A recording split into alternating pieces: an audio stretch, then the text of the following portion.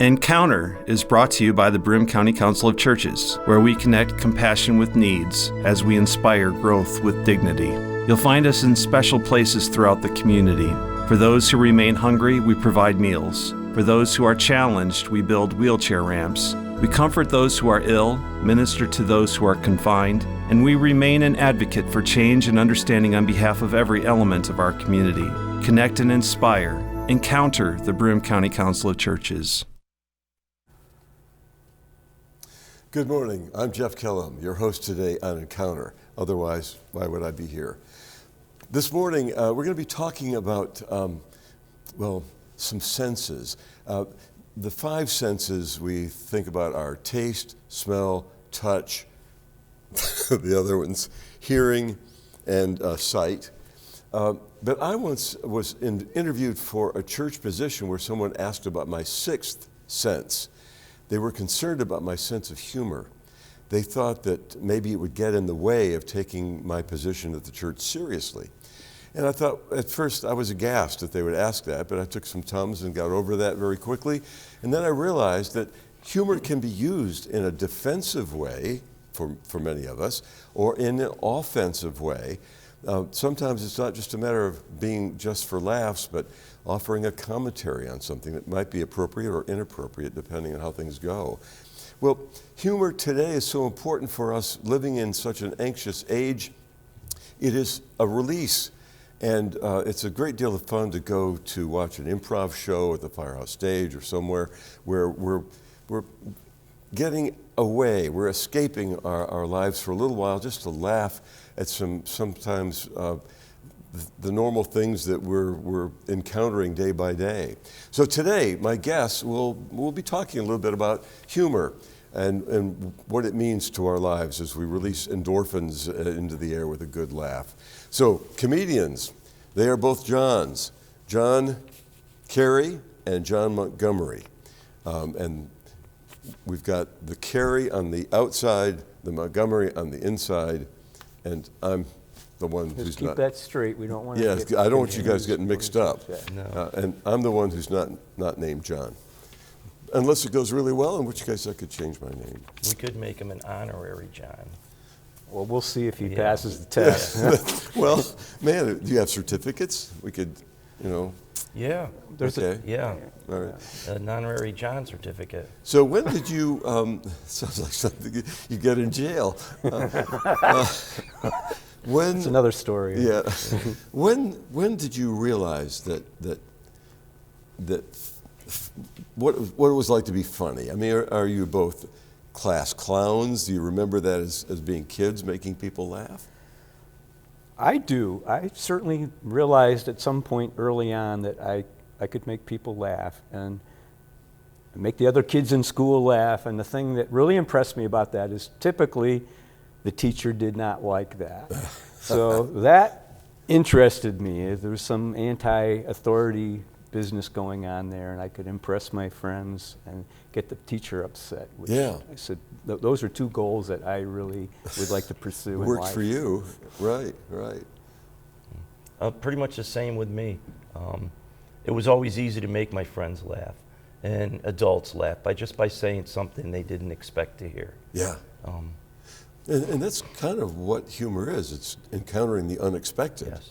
Absolutely. Yeah. You take your audience, whether it is one person or a whole room, you take them this direction and they think you're going over here, and all of a sudden you take them there. Right, you veer away. The basis of humor. Right? Yep. Yeah. And you work together on the Moose Pie sketch comedy. We don't think about comedy in terms of genres the way we would music, for example. Classical music, country music, jazz. Mm-hmm. And then you take jazz and break it down into contemporary and smooth and straight ahead and so on. Comedy is sketch comedy, improv, stand-up, sitcoms. Mm-hmm. And what's your background? Well, just about all of those. I started off with sketch comedy first and moved into stand-up. Stand-up was really where I wanted to go. I've been impressed with stand-up comedians since I was a little kid. Yeah. And actually through a mutual friend, we met about 15 years ago and started a sketch comedy group. And from that point, we went into or I went into stand-up comedy and also some comedic acting. So yeah, you're right. There's very, very different genres, but I think some of the basic skills are the same throughout. Sure. John Carey, when you think about your background, when did you get the urge to perform? Well, I really didn't have the urge to perform except for wherever I was. Yeah. You know, it was always what I did. My wife, who does a lot of eye rolling, saw that there was an improv class being given, and she told me if I didn't get down there and sign up for that class that she was going to. And I took it, and it was an improv class, and I loved it. I excelled at it, and eventually became part of a group called the Puzzle Players. And we did professional shows for probably close to 15, 16 years. And then as a result, John and I became acquainted when we decided to start a sketch comedy team to open up the improv shows. And that actually was very fruitful because we got sketch comedy, we had improv comedy, we had the radio show for pretty close to two and a half years. That was KB Cabaret on WNBF on Saturday mornings, I guess. And John went into stand-up, and something that I've always admired too, but I didn't have the courage to do it, because you might think, well, how can you not? How can you get up there and do something without a thought as like an improv of what you're going to say, what you're going to do? But to me, that was easier than sitting there rehearsing something and saying it funny, which is just the opposite of what most people would think. Well, it's quite a Lone Ranger experience. You're up there all by yourself. There's no safety net. Yeah. You either make it or you don't. Yeah. So sketch comedy is where you will actually sit down and plan out a sketch, a situation, and then write lines and memorize? Yeah. As opposed to improv, which is kind of making it up as you go along. Right. We have certain games in improv, and you just play the games based on audience suggestion. Yeah. That Drew Carey program that was on. Whose Line Is It Anyway? Whose Line Is It Anyway was probably the epitome of improv in terms of audience and having fun with the same characters week by week. Mm-hmm. So as you grew up, who were your comedic heroes?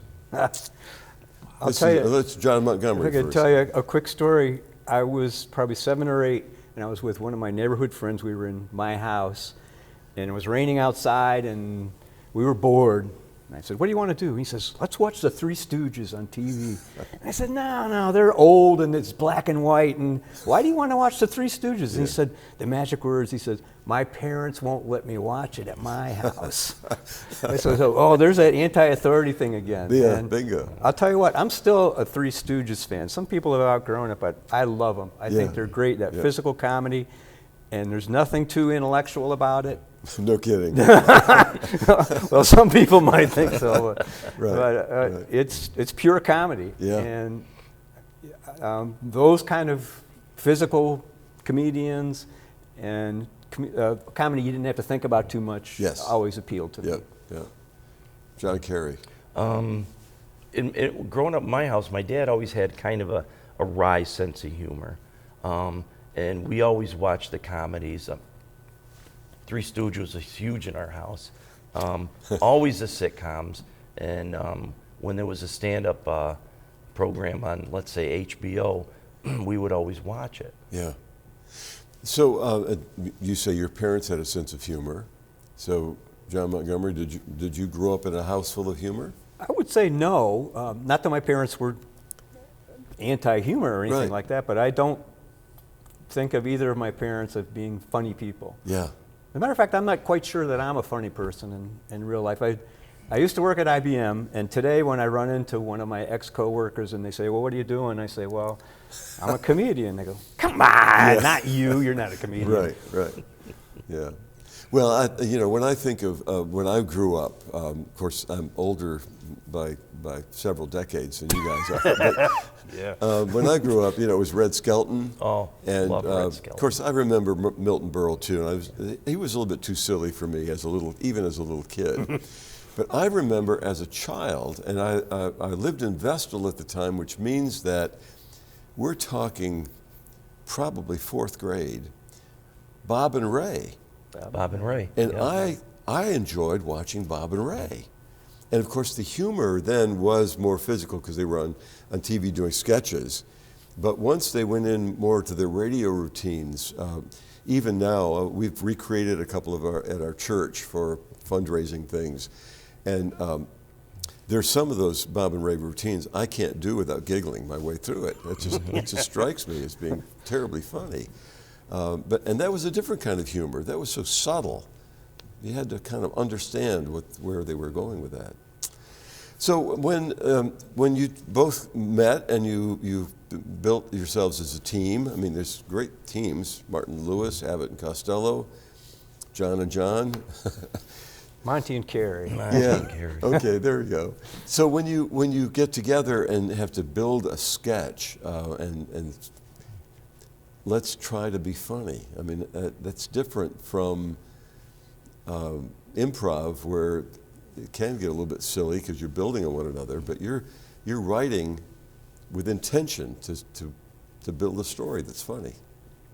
Yeah, typically one of us will have an idea. Sometimes it's written down, sometimes it's just floating around in our heads, and we bounce it off each other and try and think of what actors that we have available to fit certain roles, and we start writing some lines. Sometimes we write on our own, sometimes we're together in the same room. Yeah. Kind of just depends on how it goes. You mentioned the radio show, and that back when we were doing that, we had to come up with 1 or 2 sketches every week, Right. which kind of got us disciplined Yeah. to be able to think those ways. Yeah. And it's really good to have someone else to bounce ideas from, because sometimes you just can't say, oh, I have the great beginning to this sketch, but I can't figure out how to end it. Yeah. And John will come up with, this is where we go with this Yeah. one. And you've developed a friendship so that you can be honest with one another and say, that's not going to work, or that's not funny? That was a key element. Yeah, we had to make sure that we weren't afraid to say something, because I've passed ideas on to John. John's just, I don't think that's very funny. Yeah. And I respect that, because sometimes it's different in your head than it is, And also he's probably saved me a couple of times, because my brain kind of takes me in a different direction, and he'll kind of rein it in, Yeah. and he'll put it where it needs to be for a wider audience. Right. And doing it on the radio without a studio audience, when you do stand-up or improv with an audience, you get response, which is affirming, I would think. Immediate Instant feedback. Yeah. So you know if something's dead or if something's really working. You know right away, yeah. Yeah. So I think, did I see you on YouTube at EPAC? Yes. Yes.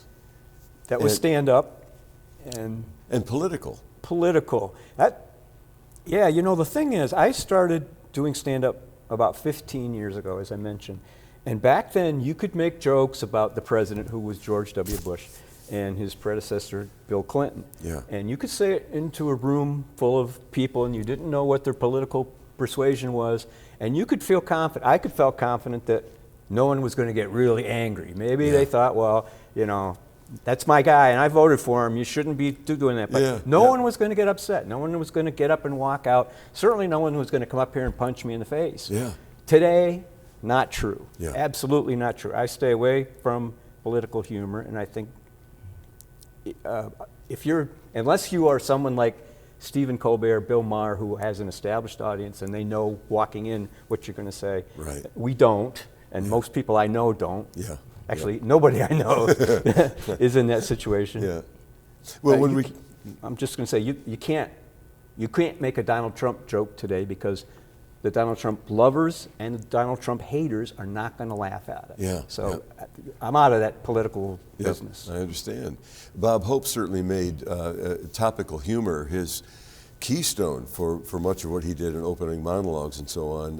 When I hear some of the Hope routines, even from the late 40s, 50s, it's not funny now because we've lost the connection to the politicians he was referencing. Yeah. You mentioned, John Carey, about the comedy's gotten mean, that you used to watch Saturday Night Live and now it's lost. Well, it used to be the point where you would, the comedians, like John said, would pick on the foibles of the president or the political class or whoever they are. And it's kind of morphed into something that's more mean. Yeah. Mean. That you know, I love a good funny joke. I love somebody that's going to make fun of me and whatever odd habits I have or idiosyncrasies that I could smile and laugh at. But there's a lot of comedians who don't do that anymore. Yeah. It's too personal, it's too pointed, and it just, I think it's lost a little bit of that. And to the point where somebody could come up on the stage and, you know, I witnessed that because I told you before that I didn't have the courage to do stand-up. Well, I finally did do stand-up, and it's only been this past year. Yeah. I've done two stand-up shows, hosted both of them. And the last show that I hosted, it was 7 comedians and an audience of about 65 people. And this one woman, the comedian was a little gruff, he was a little mean, but this woman got really offended and walked up in front of him and threatened him, tried grabbing the mic, and fortunately he was a headliner. It was in the last couple minutes of his set. And he was a pro. We had to intervene because she was going to start getting physical. Yeah. They might take his Oscar away if they. Maybe. You know, just on that subject. Yeah. It was upsetting enough to me to watch a stand-up comedian get physically attacked. Yeah. The Oscar show. But what bothered me even more was that there were a lot of people who had the opinion Chris Rock had it coming to him. He shouldn't have made that joke, and he was out of line, and he got what he deserved. Yeah. No. We can't have that. Right. We're comedians. We're telling jokes. We want you to laugh. The whole point is for you to, like, as you mentioned earlier, release those endorphins. You're going to feel better. Yeah. You take offense, okay, fine. Yell at me, walk out on me, heckle me, but standing up on stage and bashing someone in the mouth, we can't have that. Right, yeah. Heckling takes me to Don Rickles, who heckled the audience mostly. Yeah. Our guests today, by the way, are John Carey and John Montgomery. They're part of the Moose Pie Sketch Comedy organization. Organization. Group, yeah. And so we're talking about humor, and it's use. I mean, it's utilitarian. It does help us laugh at ourselves, which is hard to do. But we were talking about it's being kind of mean, and humor has. There are folks who use humor in a way to bully. I mean, kids in school bully one another thinking it's funny, but it can be really hurtful at the same time. Especially if you're the one trying to make the bully laugh to get out of getting beaten up. He could just beat you up anyways. Yeah. Speaking from experience, are we? Yeah. Yeah. When you now tell me a little bit about Moose Pie Sketch Comedy. Do you have a place now where you perform regularly, or are you placeless? We're kind of placeless since the pandemic and everything shut down. Unfortunately, we've kind of shut down too. Yeah. We still keep in close contact, and you know, with the people that we work with. But it's almost kind of like the magic was there and then it's gone, or it's not quite there. See, we really have to work very hard to get that back. Right. And I don't think we're there yet. Yeah. So when you do get on stage the next time, Do you use fresh material all the time, or are there some routines you've done in the past that really worked and you think, well, it's a different audience, maybe we'll try this again? Depends on where we go. If we're going someplace new, we can do the old stuff. It's brand new to them. Or we have favorites, stuff we know will get a laugh. Yeah. And each time we do it, we make it better because we try and figure out what worked and what didn't work and how we can make it funnier. Yeah. But we try and work on new material. Right. So there's always something new for the next show. Now, when people learn that you are doing comedy, former IBMer, what are you doing now? I'm a comedian. Say something funny.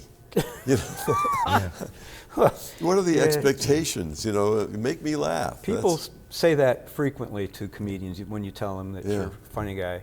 And they say, well, tell me a joke. Well, it's like you meet a doctor and you say, well, would you fix my hand for me? It doesn't work that way, and you have to be in a certain situation, I think. I mean, some people I can just spew it out. Right. To me, that's not really what being a comedian is all about. Yeah. And there's always the, so are you still doing that comedy thing? Yeah. Or I've got this great idea. My brother said this thing. It'd be perfect for your show. Right. You got to do it. Yep. You got to meet him. You got to bring him into your group. Yeah. Doesn't work that way either. There are, just on that point, there have been people in these comedy shows that will physically grab me and sit me down. I want to tell you, I have this great idea, and you got to do this in your next routine because this is so funny. Yeah, yeah. Well, musicians will get that all the time too. Yeah. You're in a band, and somebody says, "My brother-in-law plays xylophone. You should really hear him play." Yeah. And you're thinking, right. Yeah. When you work together as a team, are there feelings of competition between you? Oh yeah. The bruises. No showing of scars on TV. Well, John was mentioning how sometimes one of us will say, look, this is a great idea, and the other will say, nah. And I would say there's some competition there. Yeah. It doesn't get out of hand, I don't think. It doesn't get in the way of us being It really goes beyond a knife fight. Guns are not allowed. Right. Yeah. But John will write something and send it to me, and I will read it, and I got to tell you, 99% of what John writes is funny. Yeah. Because he knows comedy. Yeah. And when I edit his stuff, he'll send it to me, and I'll write it, put it in red in a different color, and I'll say, maybe we can try this. He'll say, if he doesn't like it, he doesn't put it in. Right. If he likes it, he'll go, yeah, it was a good idea, and vice versa. Yeah. So we've got about 5 minutes left. Let me ask, what good is humor in a time when there's such a division among the audiences, for example, or there's a war going on in Ukraine? We're through a pandemic. I mean, how can humor be healing? Oh, it can't. It's the biggest waste of time in the world. I don't know why we're talking about it. There's so many other important things out there that. No, actually, I think humor needs to be more out there. Yeah. It's human. I mean, laughing and finding something funny is something you'll never see a frog do. Yeah. Or a praying mantis. Right. Especially. Yeah. A hyena. Especially your husband. Yeah. Right. If I'm trying to connect with someone, whether it's on a personal level or romantically or spiritually, your line of business, starting off with making that person laugh is the best way you can break the ice, I think. Yeah. If you can make them really laugh, not a nervous laugh or one of these fake laughs, but make a person really laugh, you break the ice, you connected, you're going to like me a little bit better, and whatever the next move is, if I'm trying to sell you something to persuade you or just to entertain you, Right. it's going to be a lot easier. You're making people feel good. You're maybe establishing a bridge of trust. Well, as you work together, any teamwork is built on trust. You have to trust each other. But when you establish a relationship with people the first time and make them smile or make them laugh, I think it does build up some trust, unless it's really sinister. Well, there's no greater thing you can do, I think, than to make someone laugh. Yeah. I mean, that's why I do it, Yeah. because they might not know who I am, but they'll know I was there. Yeah, right. At the very basic level. Well, I think we remember people who make us, who were kind to us, or people will be remembered for their sense of humor. I know that there are some preachers who will get up on Sunday morning and start with a joke. And sometimes they're just awful. or they're old. You know, I see some religious humor. People will send me these bulletin misprints, and I think, yeah, that was really funny 22 years ago when I first saw that. But it goes around, and people think, you know, religious humor is fun, and it is. But I think we need some fresh. But you remember it. Even the bad jokes. You remember that guy told that bad joke back 10 years ago, and I remember the fact that he did it. Yep. And it can be funny later on. We were writing this one sketch called the Elks Club sketch, and everything was an elkism. And What is an elkism? welk, perhaps I'll to elk you someday. Oh, like Lawrence Elk. Everything Lawrence Elk. Everything was He was an in elk. it. Yeah, Lawrence Elk. Yeah. Well, they had come up with something, and I'm thinking, it's not. To me, it didn't strike me as funny. Yeah. But the more I thought about it, the funnier it got. Yeah. And it's kind of a running joke between us now. Right. Well, just you go from one fraternal organization to another. You could do eagleisms and mooseisms, and and then drive that totally into the ground. Yes, which we do a lot. Yeah. Right. Sometimes on purpose. Yeah. So what's next? What now that the pandemic is easing somewhat? You're going to look at EPAC as a performing space, or find yourself at the Firehouse, or where? I'm actually have been doing some acting, comedic acting. My next role is at the cider mill. I'll be in Once Upon a Mattress. And Terrific.